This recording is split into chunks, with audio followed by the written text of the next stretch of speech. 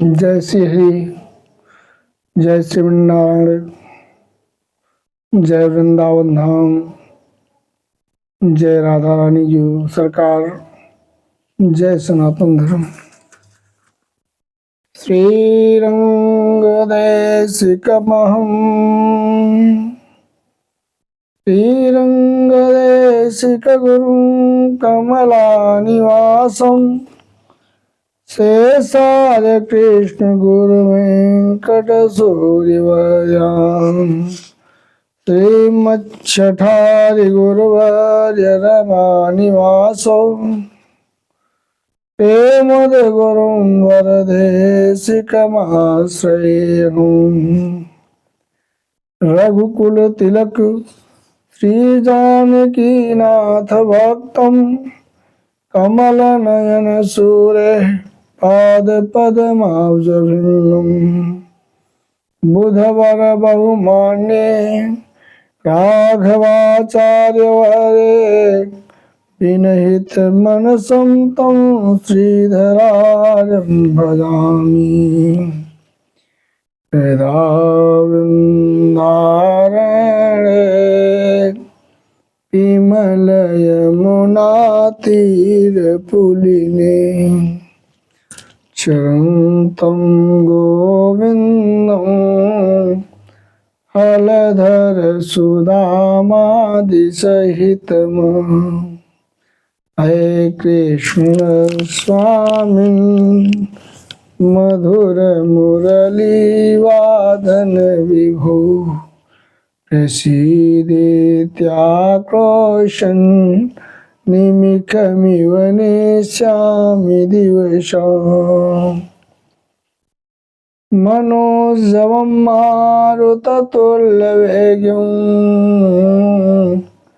जितेन्द्रियं बुद्धिमतां वरिष्ठम् वातात्मजं वानरमोऽथ मोक्षं श्रीरामदूतं शरणं प्रपद्ये। गङ्गातरङ्गरमणीयजटाकलापं गौरी निरन्तरविभूषितवामभागम् नारायणप्रियमनङ्गमदापहारं वाराणसीपुरपतिं भज विश्वनाथम्। राम कथा के रसिकवर तेज पुंज कपिवीर आय सुआसन लीजिए भक्तराज मति धीर। श्रीमद् भागवत कथा शिव व्यास कृत कहूँ कथा अनुसार प्रेम सहित आसन गहूँ आवहूँ पवन कुमार आवहूँ पवन कुमार। कलिमल पाप विनाशिनी श्रीमद् भागवत कथा में अम्ब मम ह्ययाय विराजहूँ शुक शारद केशं बंदौ नंद यशोधई रोहिणी सुत बलराम वसुदेव अरुदेव की सत सत बार प्रणाम सत सत बार प्रणाम। ओम ब्रह्मा विष्णु गुरुदेव महेश्वर गुरु साक्षात् परब्रह्म तस्मै श्री गुरुवे नमः तस्मै श्री गुरुवे नमः। ओम श्री परमात्मे नमः। ओम अस्मत् श्री गुरुचरण कमलेभ्यो नमः। ओम अस्मत् श्री मातृपितृचरण कमलेभ्यो नमः। ओम श्रीमन्नारायणाय नमः। ओम श्री मनबलबलाय श्री रामदूताय हनुमते नमः।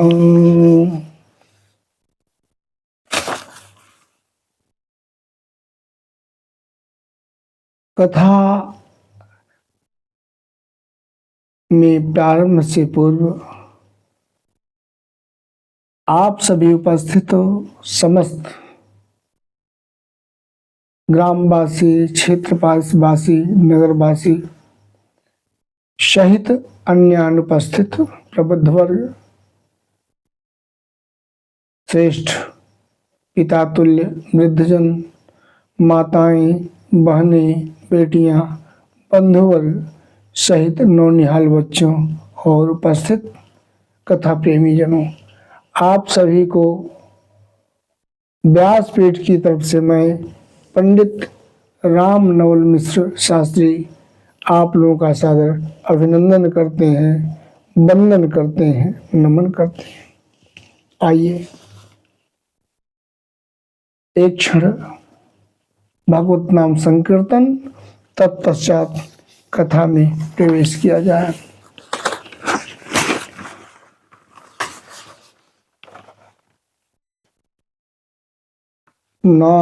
नारायण नारायण नारायण बोलो नारायण नारायण नारायण बोलिए, बोलो नारायण नारायण नारायण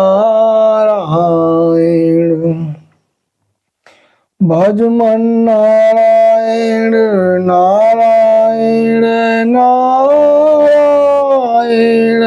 श्रीमन नारायण नारायण नारायण श्री हरि नारायण नारायण नारायण भजमन बोलो जी हाँ, नारायण नारायण नारायण राधे नारायण नारायण नारायण रुक्मिणी नारायण नारायण नारायण भक्ति नारायण नारायण नारायण मुक्ति नारायण नारायण नारायण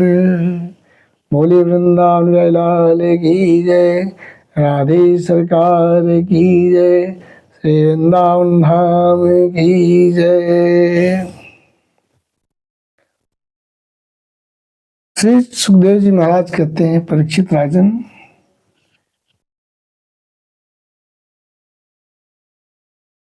सनकादि ने कहा, पूर्व के काल में व्यास जी जब दुख सागर में डूब रहे थे तो आपने उन्हें 4 श्लोकों में सुनाया था। उसे सुनते ही उनकी सारी चिंता दूर हो गई। अतः आपको आश्चर्य न हो, शोक और दुख का निवारण करने वाला श्रीमद् भागवत महापुराण कथा है। अतः आप हरिद्वार के पास आनंद नाम के घाट पर बिना किसी विशेष प्रयत्न के ज्ञान यज्ञ प्रारंभ कीजिए। जहां भी भागवत कथा होगी या होती है, वहां पर भक्ति अपने पुत्र ज्ञान और वैरागी के साथ आ विराजती है। वहां कानों में कथा के पढ़ते ही ये तीनों तरुण हो जाएंगे। भूलोक, देवलोक, ब्रह्मलोक में शोर हो गया। सभी जो जहां सुने आ गए। कथा श्रवण हेतु ऋषिगण वेद, वेदांग, उपनिषद, तंत्र मंत्र, 17 पुराण, 6 शास्त्र स्वतः मूर्तिमान होकर आप पधारे। गंगा आदि नदियां, पुष्कर आदि सरोवर, कुरुक्षेत्र आदि समस्त पुण्य क्षेत्र, 10 दिशाएं, दंडक आदि वन, हिमालय आदि पर्वत, देव, गंधर्व, दानव सभी श्रवण हेतु पधारे आए। शेष को महर्षि भृगु समझा बुझा कर ले आए। वक्ता के आसन पर विराजमान हुए। कथा प्रारंभ हुई। श्रीमद् भागवत कथा में भागवत पुराण 18,000 श्लोकों से रचित है। 18 की संख्या परिपूर्ण है, जिसमें 12 स्कंध है। 9वीं तिथि को प्राकट्य हुआ और 9वीं तिथि को ही गोकुल आगमन हुआ। श्री राम जी की 12 कलाएं हैं, श्री कृष्ण जी की 16 कलाएं हैं, परंतु यह भेद लगाता है, परंतु यह भेद जो भी लगाता है वह अज्ञानी है, पाप लगता है उसे। श्री हरि विष्णु जी के दोनों अवतार हैं। त्रेता युग में 12 कलाओं की आवश्यकता श्री ठाकुर जी को पड़ी और द्वापर युग में 16 कला की आवश्यकता समझी, अतः लीला कलाओं युक्त थी। श्री भागवत की मुख्य कथा आनंद महोत्सव की है। इस महोत्सव में भी 18 श्लोक हैं। श्री भगवान श्री ठाकुर जी जब अपने गोलोक धाम पधारे, तब प्रभु जी ने अपने तेज स्वरूप को इस महापुराण में पधार दिया। यह भागवत कथा भागवत भगवान की शब्दमयी मूर्ति है। श्री कृष्ण जी महाराज का वांग्मय मूर्ति यह है। कलयुग में जब जब पृथ्वी पर अधर्म बढ़ेगा, तब तब धर्म किसकी शरण में जाएगा। अतः जो प्राणी श्रीमद् भागवत कथा का आश्रय लेगा, उसके घर और पास में कलयुग का प्रभाव नहीं होगा। भाग्योदयेन बहु जन्म सर्वजितेन सत्संगमं च लभते पुरुषो यदा वै अज्ञान हेतु कृत मोह मंदांधकारो नासं विधाय हि तदोदयते विवेको। सदा सेव्या श्रीमद्भागवती कथा यस्या श्रवणमात्रेण हरिश्चित्तं समाश्रयेत्।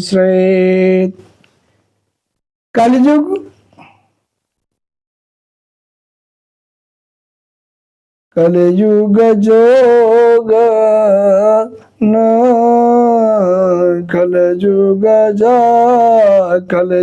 जोग जापन ज्ञान कलयुग जोग न यज्ञ न ज्ञान एक आधार राम गुण गान। कलयुग केवल नाम आधारा सुमेरे सुमेरे नर उतरई पारा। कलयुग केवल हर गुण गावत नर पा वही भवथा। ज्ञान कथा कली बिटप कुठारी सादर सुनो सकल नर नारी। श्री सुखदेव जी महाराज कहते हैं, परीक्षित राजन, दुर्लभैव कथा लोके श्रीमद्भागवतोद्भवा कोटि जन्म समोत्थेन पुण्येनैव तु लभ्यते। कहते संसार में श्रीमद् भागवत की कथा का मिलना अवश्य कठिन है। जब करोड़ों जन्मों का पुण्य उदय होता है, तभी इस कथा की प्राप्ति होती है।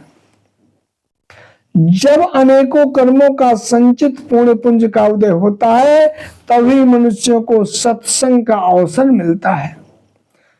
तब उसके ज्ञान जनित मोह और मद रूप अहंकार का नाश करके विवेक का उदय होता है। श्रीमद् भागवत की कथा का सदा सर्वदा सेवन पान आस्वादन करना चाहिए। इसके श्रवण मात्र से ही हरि ठाकुर जी हृदय में आ विराजते हैं। इस भागवत जी की कथा में श्री सुखदेव जी और राजा परीक्षित संवाद है। श्री सुखदेव जी महाराज कहते हैं, राजन परीक्षित, कथा भागवतस्यापि नित्यं भवतु यदि गृहे तद्गृहं तीर्थरूपं विवस्तां पापनाशनम्। कहते जिस घर में नित्य प्रति श्रीमद् भागवत की कथा होती है वह घर तीर्थ रूप हो जाता है, और जो लोग उस घर में निवास करते हैं उनके सारे पाप नष्ट हो जाते हैं। अंत काले तुये नैव श्रूयते सुख शास्त्रात् प्रीत्या तस्यैव वैकुंठं गोविंदो विप्रक्षति। कहते जो प्राणी अंत समय में श्रीमद् भागवत की कथा सुन लेता है उस पर प्रसन्न होकर भगवान उसे अपना वैकुंठ धाम देते हैं।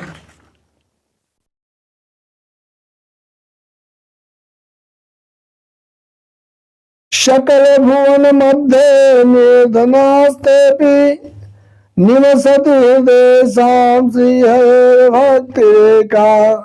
हरिरपि निजलोकं सर्वथातो विहाय प्रविशति हृदय तेषां भक्ति सूत्रोपनद्भ।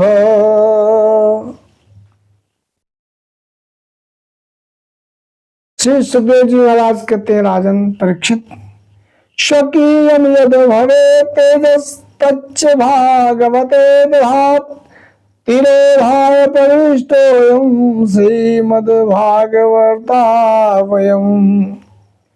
कथा चल रही थी कि तभी भक्ति अपने ज्ञान वैराग्य दोनों पुत्रों के साथ गायन करती हुई अकस्मात प्रकट हो गई। बोले भक्ति महारानी की जय। श्री कृष्ण गोविंद हरे मुरारे, हे नाथ नारायण वासुदेवा, हे कृष्ण गोविंद हे मुरारे, हे कृष्ण गोविंद हे मुरारे, हे नाथ नारायण वासुदेव। श्री कृष्ण गोविंद हरे मुरारे, हे नाथ नारायण वासुदेव। बोले भक्ति महारानी की जय। भक्ति महारानी गाती हुई अपने दोनों पुत्रों के साथ प्रवेश की, प्रकट हो गई।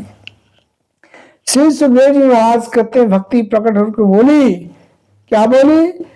भवदुत्थितैव कृतास्मि पुष्टा कलिप्रणश्चापि कथारसेन क्वाहं तु तिष्ठाम्यधुना भ्रमन्तो ब्रह्म इदं तामगशुचिमुचिरेते।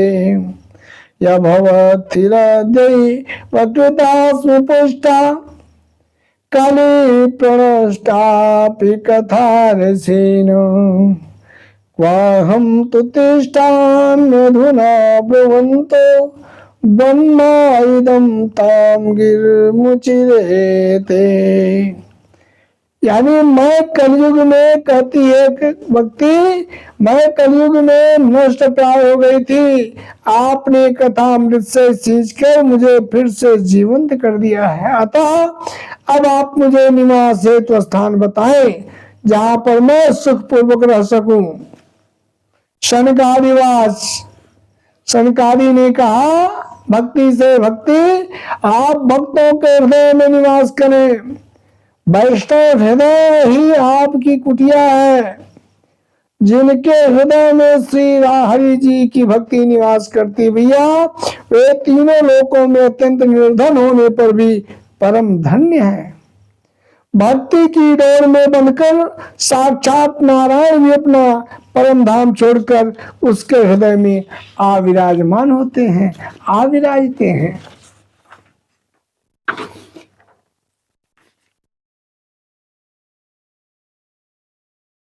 भैया जीव का अगर कोई रोग है संसार में तो वह रोग है, यानी जीव का और रोग नहीं और भोग है। जीव का इस संसार में जो भी रोग है वह भोग है। एक रोग है, वह क्या? परमात्मा का वियोग। यह भोग नहीं है, यह रोग है। जीव का रोग क्या है? परमात्मा से वियोग। उसके बाद इतर जितने भी हैं वह भोग है जीव के लिए। यह भागवत कथा उस रोग की औषधि है, दवा है। और भोग तो भोगना ही पड़ता है, उसकी कोई दवा नहीं। भोग की कोई दवा नहीं, वो तो भोगना ही पड़ेगा। लेकिन जो परमात्मा से वियोग की का रोग है, इसकी दवा है, इसकी दवा है। यह भागवत कथा उस रोग की औषधि है, दवा है। वक्ता विरक्त हो, वैरागी हो, अनुपलब्ध अनमोल यदि सुलभ हो, फिर भी यदि उसके प्रति आकर्षित न हो, वही विरक्त है, वही वैरागी है। मन वचन कर्म से ब्रह्मचर्य का पालन हो, क्रोधी न हो, क्रोध करने से पूर्ण का क्षय नाश हो जाता है। श्रीमद् भागवत कथा श्रोता वक्ता दोनों ही को वैष्णव बनाकर यमपुर से उबार कर श्री बैकुंठ धाम ले जाती है।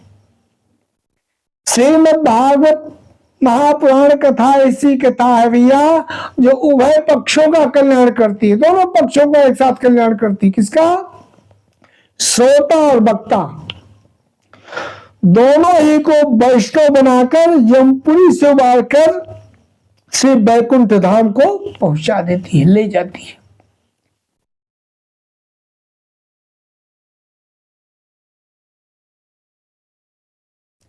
लिखते कायेन वाचा मनसापि पातकं नित्यं प्रकुर्वन्ति सठा हठेन परस्वपुष्टा मलिना दुराशया सप्ताह यज्ञेन कलो पुनन्ति ते।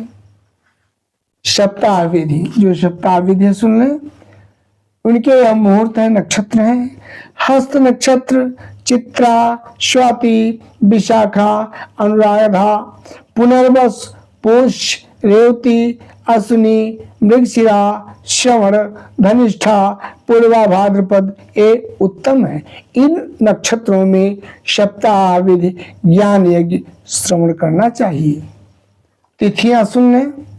द्वितीया, तृतीया, पंचमी, षष्ठी, दशमी, एकादशी और द्वादशी दोनों पक्षों की यह उत्तम है। दिन सुन लें। चंद्रवार यानी सोमवार, बुधवार, गुरुवार, शुक्रवार या गुरुवार या गुरुवस्त या शुक्रस्त। बाल या वृद्ध तो नहीं है, यह देखना चाहिए। भद्रादि में हो, देख लेना चाहिए। पृथ्वी जागृत अवस्था में है या सुसुप्त अवस्था में देख लेना चाहिए। श्रोता वक्ता चंद्रमन ठीक है, यह देख लेना चाहिए। शुभ लग्न शुभ ग्रहों का योग ठीक हो, देख लेना चाहिए। शुभ ग्रहों का योग लग्न या त्रिकोण में हो, क्या देख लेना चाहिए। और मास महीना कौन सा शेखर है? आषाढ़, श्रावण, भाद्रपद, आश्विनी, कार्तिक और मार्गशीर्ष, यह उत्तम है। चैत मास पौष मास वर्जित है, वर्ष इसमें भागवत कथा नहीं सुननी चाहिए। किसमें? चैत्र मास में और पौष मास में, कृष्ण पक्ष और शुक्ल पक्ष दोनों। स्थान नदी का तट हो, उपवन हो यानी बागीचा हो, देव मंदिर हो, अथवा अपना निवास स्थान हो। अर्थ, जो दुष्ट आग्रह पूर्वक सर्वदा मन वाणी या शरीर से मनसा वाचा कर्मणा पाप करते रहते हैं, दूसरे के धन को छीन कर या परधन पर जीवन निर्वाह करते हैं, मलिन मन और दुष्ट हृदय वाले हैं, वे भी कलयुग में सप्ताह यज्ञ से पवित्र हो जाते हैं। बोले वृंदावन बिहारी लाल की जय, श्रीमद् भागवत महापुराण की जय। अलौकिकोऽयं महिमा मुनीश्वरा, सप्ताहजन्योऽद्यं विलोकितो मया, गोहा मूढ़ाः शठाये पशुपक्षिहोत्र, सर्वे निष्पापतमा भवन्ति। मुनीश्वर, आज सप्ताह श्रवण यज्ञ की मैंने यह बड़ी ही अलौकिक महिमा देखी।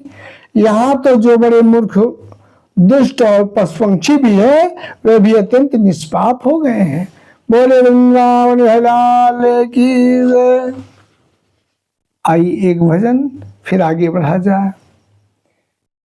सिया राम कहो सिया राम कहो, राधे श्याम कहो, राधे श्याम कहो। सिया राम कहो, सिया राम कहो, सिया राम कहो, सिया राम कहो, राधे श्याम कहो, राधे श्याम कहो, राधे श्याम कहो, राधे श्याम कहो। जब भीड़ भक्त पर आते हैं, विपदायति उसे सताती है। जब भीड़ भक्त पर आती है, विपदायति उसे सताती है। तुम कष्ट मिटाने प्रभु, कष्ट मिटाने आते हो, सिया राम कहो, राधे श्याम कहो। सिया राम कहो, सिया राम कहो, सिया राम कहो, सिया राम कहो, राधे श्याम कहो, राधे श्याम कहो, राधे श्याम कहो, राधे श्याम कहो। गज गाँव लड़े जल के भीतर, गज ने सुमिरा है मुरलीधर। गज गाँव लड़े जल के भीतर, गज ने सुमिरा है मुरलीधर। प्रभु नंगे पैरों धाते हो, सिया राम कहो, राधे श्याम कहो। मीरा ने जब विष पान किया, गिरधर नागर का ध्यान किया। मीरा ने जब विष पान किया, गिरधर नागर का ध्यान किया। अमृत बन प्राण बचाते हो, सिया राम कहो, राधे श्याम कहो। बिनती अब नाथ हमारी है, यह जीवन शरण तुम्हारी है। बिनती अब नाथ हमारी है, यह जीवन शरण तुम्हारी है। मुझसे मिलने प्रभु, मुझसे मिलने प्रभु, आ जाओ सिया राम कहो, सिया राम कहो, सिया राम कहो, सिया राम कहो, राधे श्याम कहो, राधे श्याम कहो, सिया राम कहो, सिया राम कहो, राधे श्याम कहो, राधे श्याम कहो। बोले वृंदावन लाल की जय। आइए श्री सनकादि कहते हैं इधर, और उधर परीक्षित महाराज कथा सुन रहे हैं। सुखदेव जी कह रहे हैं, राजन परीक्षित सुनो, एक बड़ा ही सुंदर दृष्टांत है, बड़ा ही मनोहर कथा है, सुन लो। तुंगभद्रा नदी के तट पर एक सुंदर नगर में आत्मदेव नामक ब्राह्मण अपनी पत्नी धुंधली के साथ निवास किया करते थे। आत्मदेव पवित्र परंतु धुंधली मलिन क्रूर स्वभाव की थी। कोई संतान न रहने के कारण दुखी मन से आत्महत्या करने का विचार कर वन में टहलते हुए आत्मदेव जी दुखी हृदय से नदी के तट पर जा पहुंचे। वहां पर एक सन्यासी महाराज जी का दर्शन हुआ।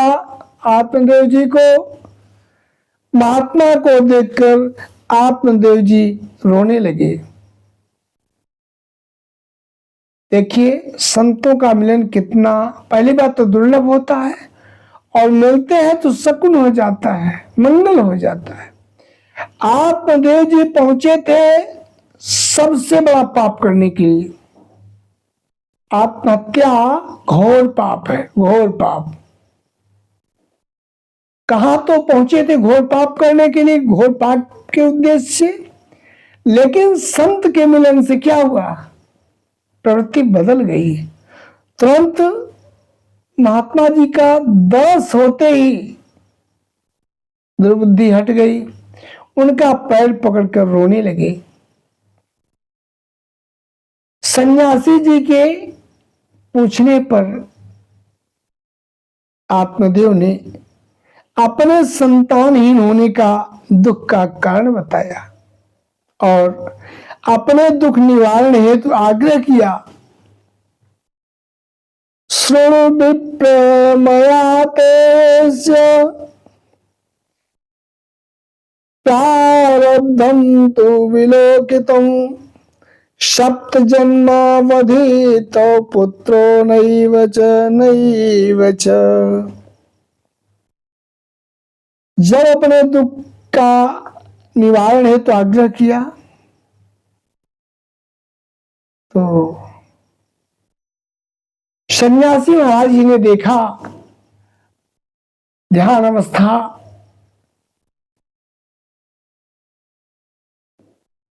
के योग से,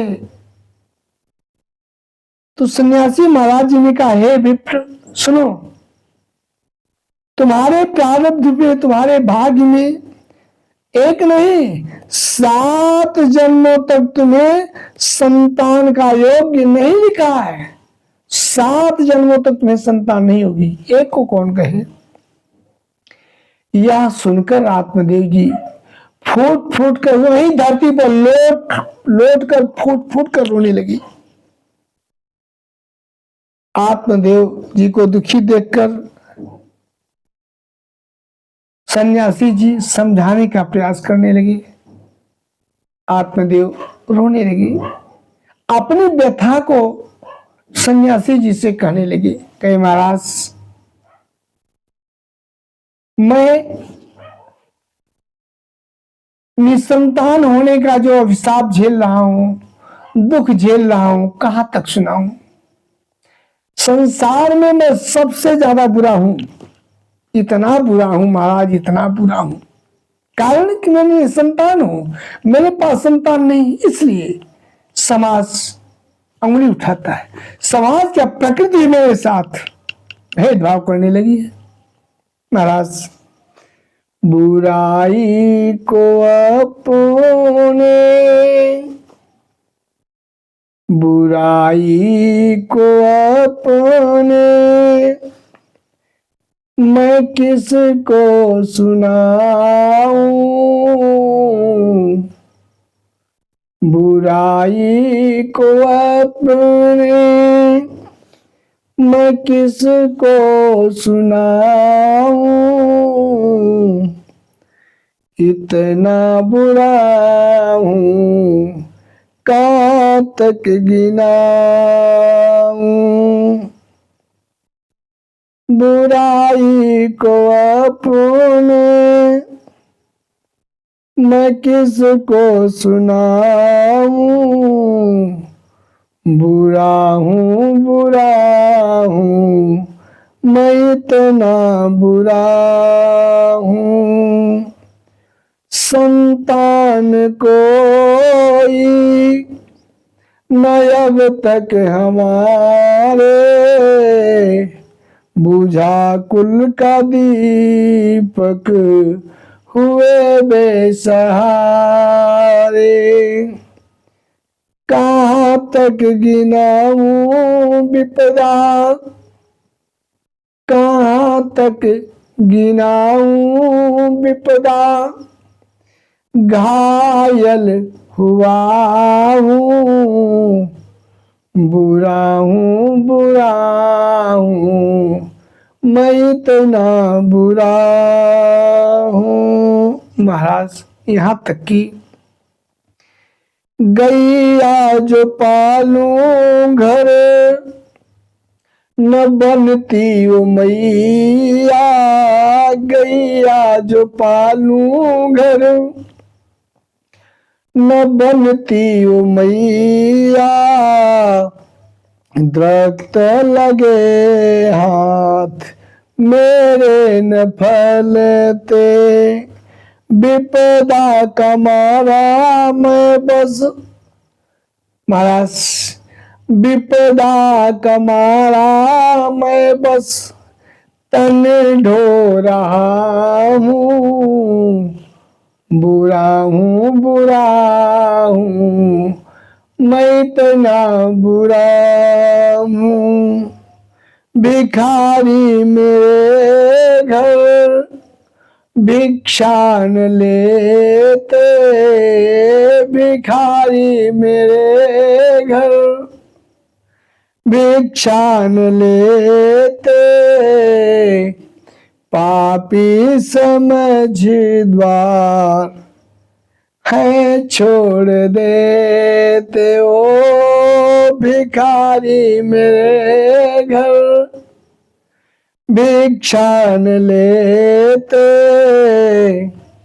पापी समझ द्वार है घर छोड़ देते। छोड़ दिया, छोड़ जीवन का दिया, छोड़ जीवन का आशा हुआ हूँ। बुरा हूँ, मैं इतना बुरा हूँ। सुनाऊं किसे दास ता दर्द दिल का। सुनाऊं किसे दास ता दर्द दिल का। मुंह फेर कर हर कोई चल दिया है। लिया फैसला जीवन, लिया फैसला जीवन खोने चला हूँ, बुरा हूँ बुरा हूँ मैं इतना बुरा हूँ। दुखी इस प्रकार देखकर सन्यासी जी द्रवित हो गए।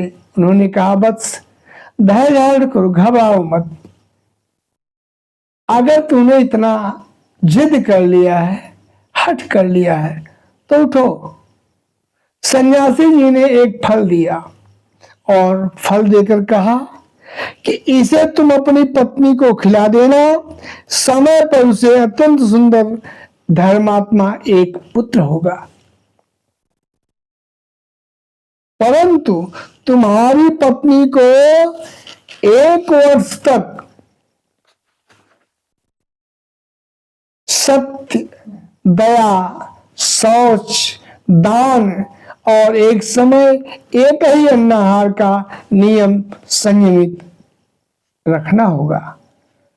आत्मदेव जी सन्यासी का आशीर्वाद लेकर अपने घर आ गए।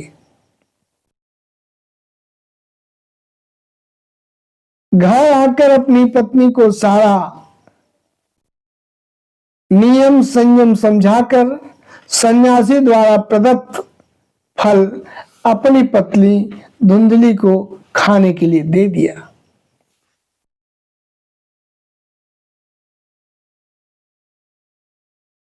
धुंधली ने सोचा,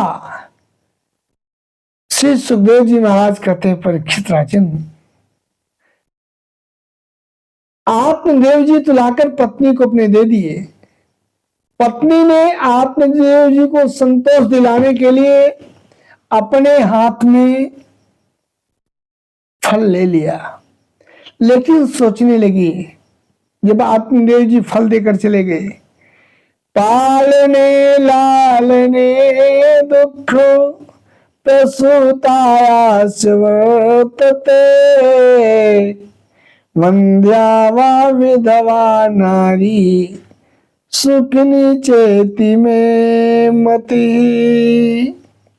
धुंधली ने सोचा कि स्त्री बच्चे को जन्म देती, उसे पालन पोषण करने में भी बहुत ही दुख झेलना पड़ता है, इसलिए मेरे विचार से तो बंध्या या विधवा ही रहना अच्छा है। ऐसा सोची। शाम को उसकी छोटी बहन उसके घर मिलने हेतु आई। अपनी छोटी बहन से धुंधली अपना सारा दुख उसे सुना दिया। उसकी बहन बोली, बहन तू चिंता मत कर, मैं हूं ना, मेरे पेट में भी मेरा बच्चा पल रहा है, उसे मैं तुम्हें दे दूंगी, तब तक तुम घर में ही रहकर गर्भवती होने का नाटक करना, व्यवहार करना। तुम यदि मेरे पति को, लेकिन एक काम करो, थोड़ा सा तुम्हें कुछ करना पड़ेगा, मेरा पति थोड़ा लालची किस्म का है, तुम यदि मेरे पति को बदले में कुछ धन दे दोगी तो वे तुम्हें अपना बच्चा दे देंगे, मुझे भरोसा है। मैं रोज तेरे घर आकर बालक का लालन पालन पोषण कर दिया करूंगी, तुझे कोई तकलीफ नहीं होगी। कारण तुझे गर्भ का भी दुख नहीं झेलना पड़ेगा, प्रसव पीड़ा भी नहीं झेलनी पड़ेगी, बच्चों के पालन पोषण की भी कुछ कोई दिक्कत नहीं है। बस एक के पास धन है, मेरे पास धन नहीं है, तू धन मेरे पति को दे देगी उसके बदले में, बस तेरा काम बन जाएगा।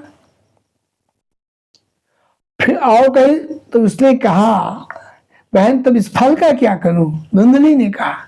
तो उसकी छोटी बहन ने कहा, पागल कहीं की, इन सन्यासियों का क्या भरोसा है, पता नहीं सच्चा है झूठा है।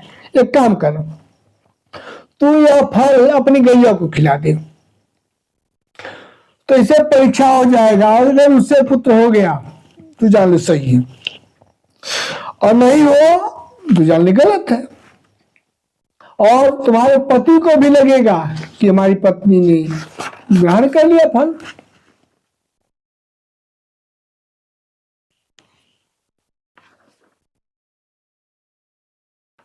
अब क्या था,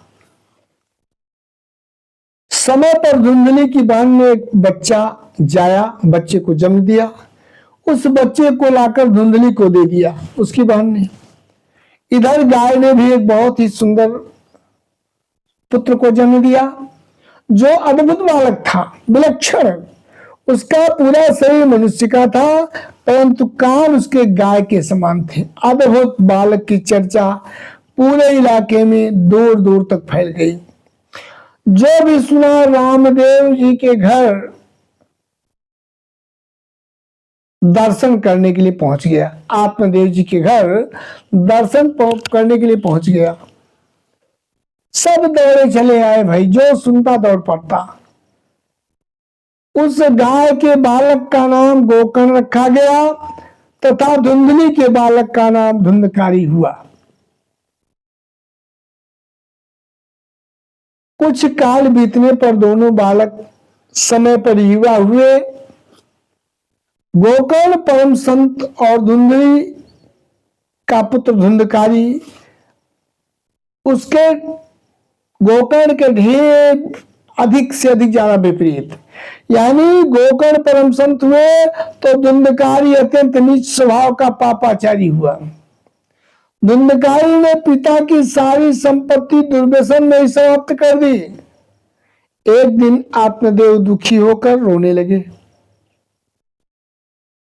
जब पुत्र नहीं था वहां आत्मदेव जी को, तब भी दुखी होकर रो रहे थे।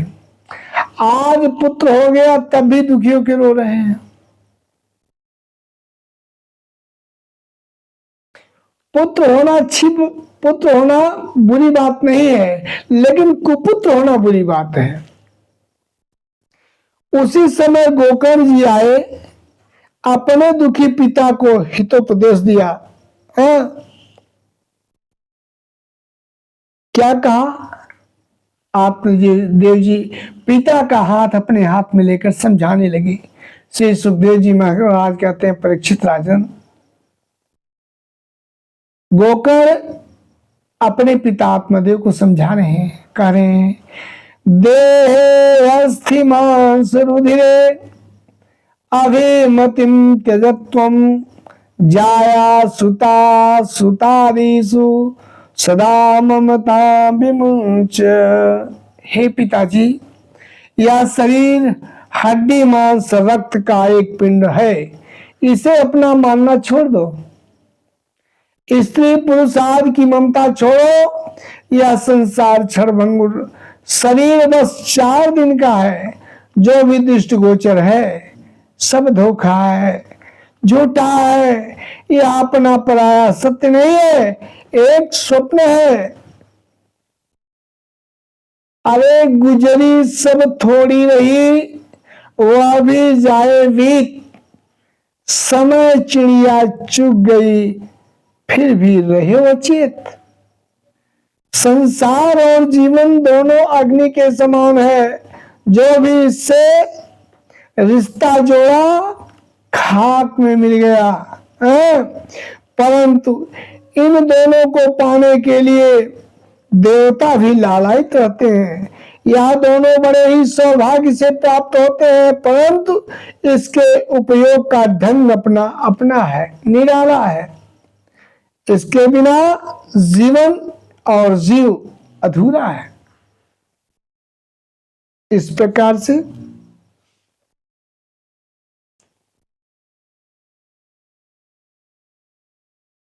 अपने दुखी पिता को हितोपदेश दिया गोकर्ण जी ने।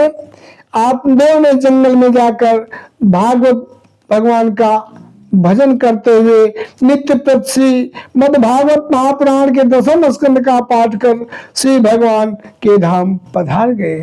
बोले वृंदावन भेड़ाल की जय। धुंधली का पुत्र धुंधकारी भी यातना से एक दिन कुएं में गिरकर प्राण त्याग दिया। धुंधली अपने पुत्र धुंधकारी की यातना से त्रस्त होकर, ग्रसित होकर एक दिन कुएं में गिरकर अपने प्राण त्याग दी, यानी आत्महत्या कर ली। वेश्याओं के संसर्ग में रहते हुए जब सारा धन समाप्त हो गया तो एक दिन सोए हुए धुंधकारी को रस्सियों से बांधकर गले में उसके फंदा लगाकर मार डाला वेश्याओं ने। उसके मुख पर लकड़ियों की जलते धकते हुए नारे रखकर एक बड़ा सा गड्ढा खोदकर उसी में उसके शरीर को ढक दिया। अनेक कृत्यों के कारण धुंधकारी प्रेत योनि में जाकर यातना भोगने लगा। समय गुजरा,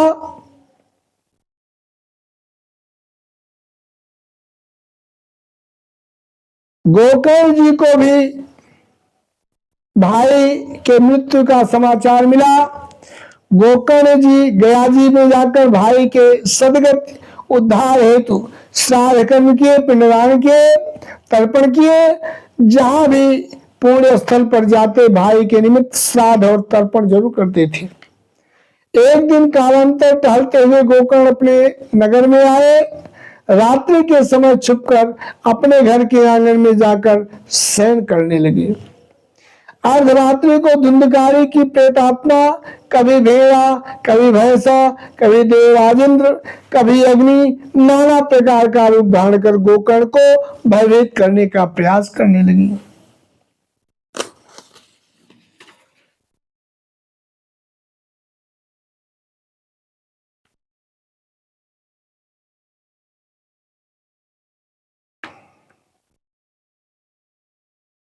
अब क्या था? श्री सुखदेव जी महाराज कहते हैं, राजन परीक्षित, गोकर्ण ने कहा, पूछा, कैस्तुम उग्रतरो यातो कुतो यातो दशाविनाम किम वा प्रेतः पिशाचो वा राक्षसीति संशयः। तुम कौन हो भाई? रात्रि के समय भयानक रूप क्यों दिखा रहा है? प्रेत योनि में कैसे गया? तू प्रेत है, पिशाच है या कोई राक्षस है? गोकर्ण जी के पूछने पर वह जोर जोर से रोने लगा। बोलने की शक्ति न होने से संकेत किया। गोकर्ण जी ने जल अभिमंत्रित कर उसके शरीर पर छिड़का, जल के छींटे मारे। जब कुछ उसका पाप क्षीण हुआ तो बोला, प्रेत बोलता है, क्या? अहम भ्राता तदीयोस्मि धुंधकारी नामतः स्वकीयेनैव दोषेण ब्रह्मत्वं नाशितं मया। मैं आपका भाई धुंधकारी हूं। अपने कुकर्म के द्वारा, अपने कुकृत्य के द्वारा ब्रह्मत्व से क्षीण होकर प्रेत योनि में आ गया हूं। मुझे हे भाई इस योनि से मुक्त कराओ। यह सुनकर गोकर्ण ने कहा, मैंने तो तेरे निमित्त गया जी में जाकर पिंडदान दिया, श्राद्ध किया, फिर भी तुझे मुक्ति नहीं मिली। यदि गया जी में श्राद्ध करने पर भी तुझे मुक्ति नहीं मिली तो फिर असंभव है। प्रेत कहता है, गया श्राद्ध सतेवापि मुक्ति में न भविष्यति उपायं परम कम चित्तम विचार सांप्रतम। कहता है धुंधकारी की आत्मा, मेरी मुक्ति सैकड़ों गया श्राद्ध करने पर भी नहीं हो सकती, तुम कोई दूसरा उपाय सोचो। गोकर्ण को बहुत आश्चर्य हुआ। प्रातः काल हुआ, उनको आया हुआ देखकर लोग मिलने आए। समस्त ग्रामवासी, बड़े बूढ़े लोग। रात का सारा वृत्तांत गोकर्ण ने सबको कह सुनाया। बुद्धिजीवियों ने सूर्य नारायण से परामर्श की सलाह दी कि भैया ऐसा है, सूर्य नारायण भगवान निरंतर भ्रमण पे रहते हैं, नाना प्रकार के लोगों से उनकी मुलाकात होती है, आप यह सलाह सूर्य नारायण से लें। अतः गोकर्ण ने अपने तपोबल से सूर्य नारायण का अभिवादन कर परामर्श ली। सूर्य नारायण ने कहा, तुभ्यं नमो जगत साक्षिन् ब्रूहि मे मुक्ति हेतुकम् तच्छ्रुत्वा तच्छ्रुत्वा दूरतः सूर्य स्फुटमित्यभ्यभाषत।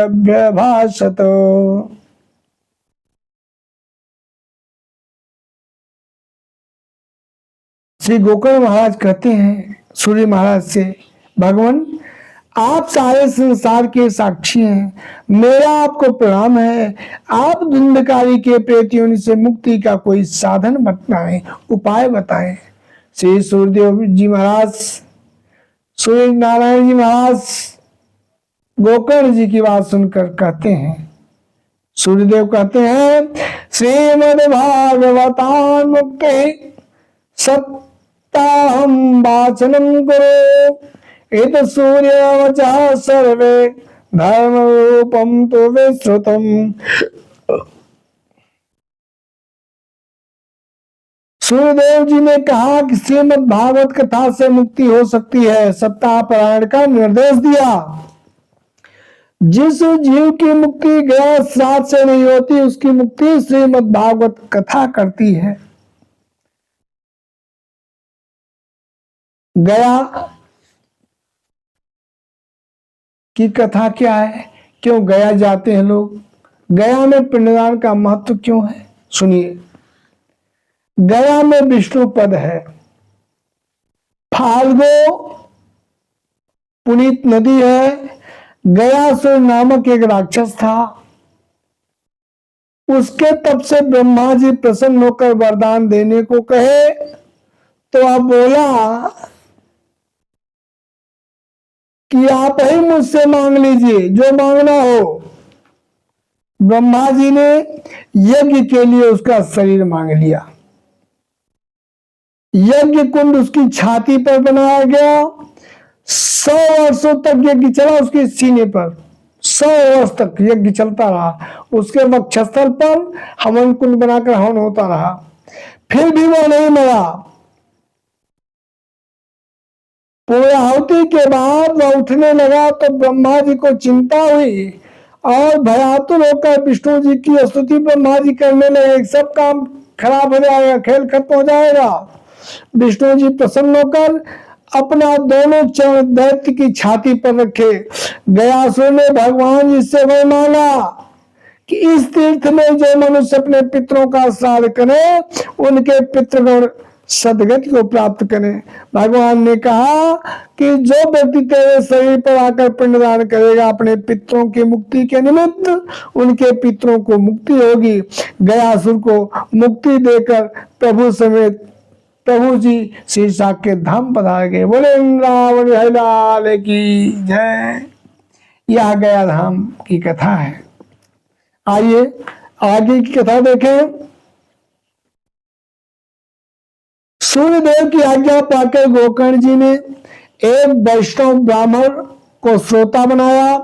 प्रथम स्कंद से ही स्पष्ट स्वर में कथा सुनानी प्रारंभ कर दी। व्यास गद्दी पर कथावाचक के रूप में गोकर्ण जी को आसीन देखकर गांव के अनेकों लोग, लूले लंगड़े अंधे बूढ़े मंदबुद्धि आदि कथा श्रवण पधारने लगे। पेट भी आया, परंतु जन समुदाय के अत्यंत भीड़ के कारण उसे खाली स्थान कहीं नहीं मिला। तो खाली स्थान न देखकर एक सीधे रखे हुए बांस बगल में कुछ दूर पर बांस में घुसकर बैठ गया। वह बांस 7 गांठ का था और कथा का पान करने लगा उसी में बैठकर, गांठ में बैठकर बांस के। सायंकाल को जब कथा विराम होती तो एक गांठ तड़ाक करके टूट जाती।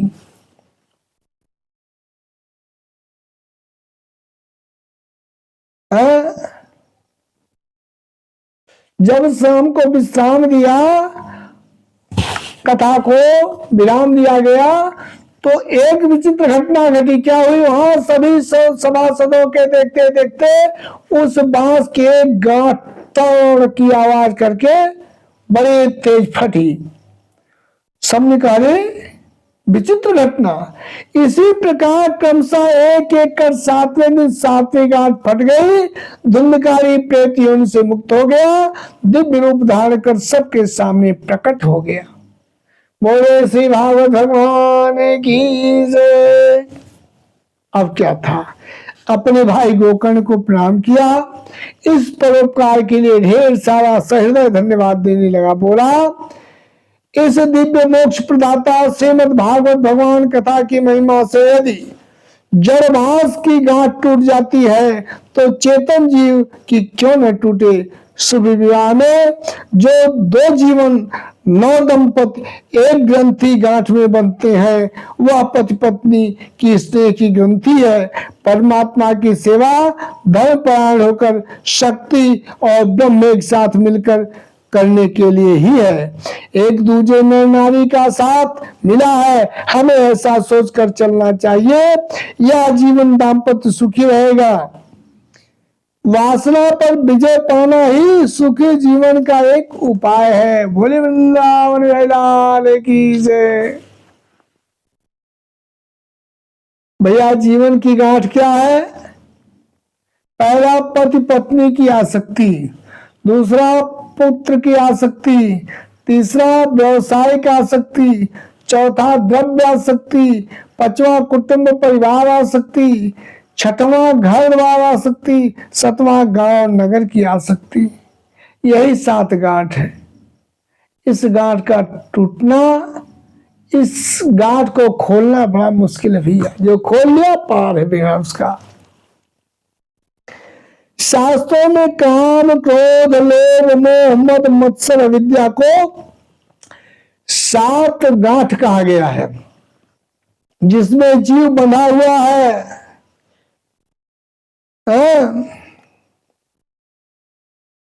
श्रवणम विदेहम त्यापम,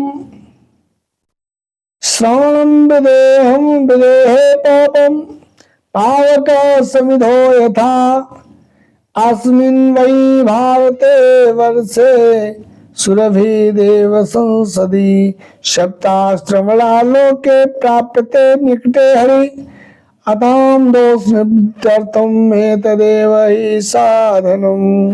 जो लोग इस भारत भूमि पर श्रीमद् भागवत महापुराण की कथा नहीं सुनते, उनका जन्म बेकार है, वृथा है। इस मृत्यु लोक में सप्ताह श्रवण करने से भगवान की शीघ्र ही प्राप्ति होती है। अतः सभी प्रकार की समस्याओं के समाधान हेतु एकमात्र ही साधन है। तभी वैकुंठ लोक में से पार्षदों ने के सहित एक सुंदर विमान उतरा। धुंधकारी उस विमान पर जा बैठा। वैकुंठवासी पार्षदों से गोकर्ण ने पूछा, अरे भाई, यह विभेद कैसा? पार्षदों ने कहा, महाराज विभेद कैसा? कहाँ विभेद हो रहा है? किसने किया विभेद? गोकर्ण ने कहा, पार्षदों, अत्रैव बहवः सन्ति श्रोतारो मम निर्मला आनीतानि विमानानि न तेषां युगयत् कुतः। हे पार्षदों, यहाँ पर अनेकों शुद्ध हृदय वाले श्रोतागण विराजमान हैं। उन सब के लिए आप लोग अनेकों विमान क्यों नहीं लेकर आए? यह विभेद कैसा है? कथा में भी विभेद। पार्षदों ने गोकर्ण की बात सुनकर जवाब दिया।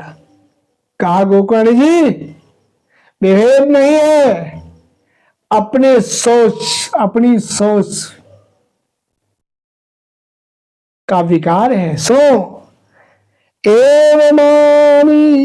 एवमादिकृतं चेत् तदा वै श्रवणे फलम पुनः श्रवन्ते सर्वेषां वैकुंठे वस्ते ध्रुवम। कथा में चित्त की एकाग्रता इत्यादि नियमों का यदि पालन न किया जाए तो कथा श्रवण का यथार्थ फल नहीं मिलता है।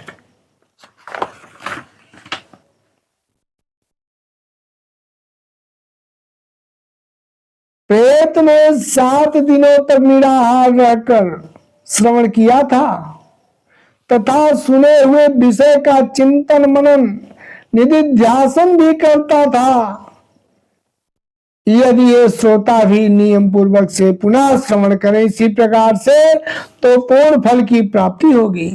और गोकर्ण जी आपको लेने हेतु स्वतः भगवान जी यहाँ आएंगे, अपने गोलोक धाम ले जाएंगे।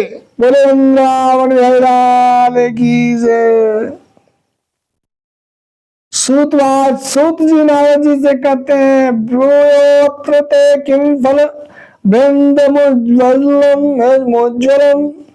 ब्रूयोत्र ते किम फल वृंदमुज्ज्वलम् सप्ताह ज्ञान कथा सुसंचितम् कर्णेन गोकर्ण कथा छरोय विशस्यते भगता न भूयः। श्रीमद् भागवत महापुराण की कथा गोकर्ण के द्वारा जो भी कान से अपने श्रवण किए वे फिर माता की गोद में गर्भ में लौट कर नहीं आए। भगवान ने प्रकट होकर गोकर्ण से वरदान मांगने को कहा तो गोकर्ण ने कहा, हे प्रभु, जो मनुष्य आपकी कथा कहे अथवा सुने ऐसे वैष्णव भक्तों के हृदय में आप विराजमान हो, सबको सदगत दें।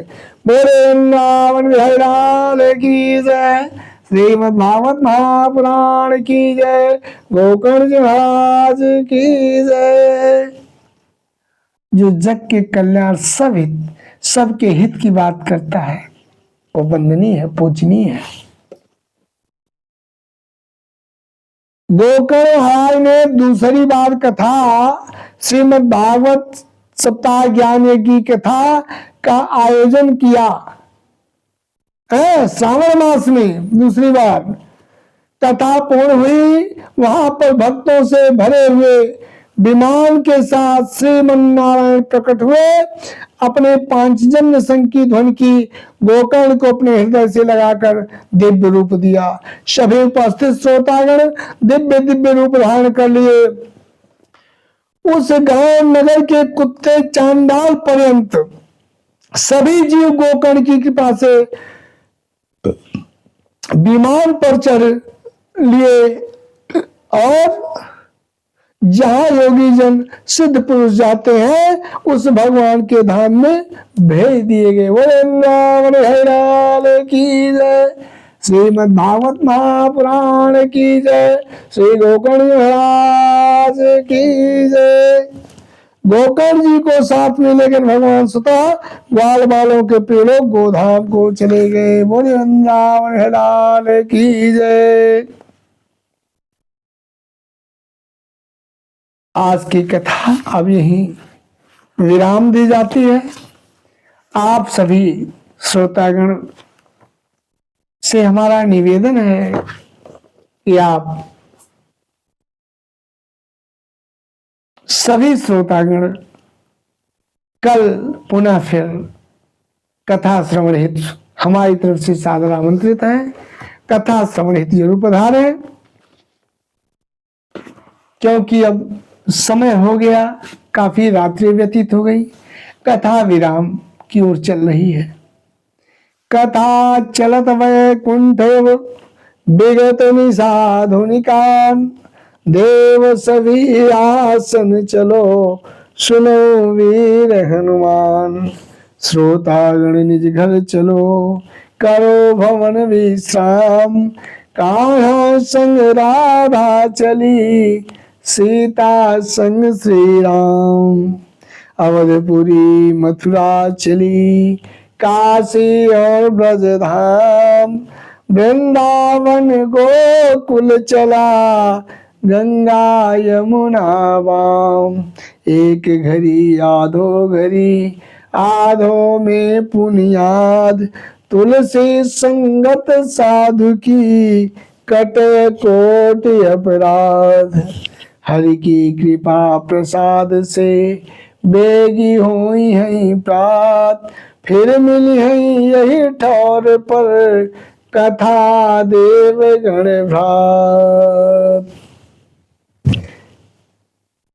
कथा सरस निर्मल सुखद कल बही है यही ठाम। गोताया लगाई हो कागा बोले काऊ।